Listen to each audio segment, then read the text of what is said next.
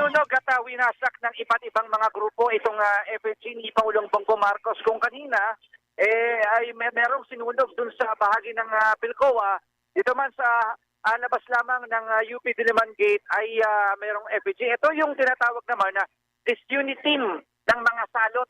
Then, disunity team ng mga salot ang sinunog dito at kasabay niyan inilahat ng mga manggagawa. At meron din dito ako nakikita grupo ng mga kababaihan at iba pa, yung totoong kondisyon ng mga manggagawa at Pilipino sa loob ng 3 taon na pananungkulan ni Pangulong Bongbong Marcos.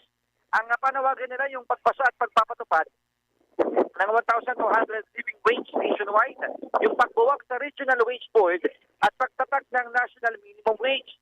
Nananawagan nila sa pamahalaan tapusin ang lahat ng uri ng contractualization, respetuhin ang karapatan ng mga manggagawa na bumuo ng unyon at magkilos protesta at gawing krimen ang paglabag sa Occupational Safety and Health Act. Nananawagan din ang iba't ibang mga grupo sa pagpapalaya sa mga political prisoner at nananawagan din sila ng justisya para sa mga napaslang na manggagawa.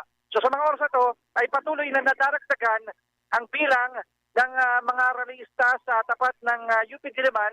Nag-iipon sila ng kanilang pwersa at maya-maya daw ay sila ay magmamarsya patungo dito sa may Commonwealth Avenue kasi may ibang mga kasamahan sila na pumesto naman sa THR, meron iba malapit na sa may Batasan.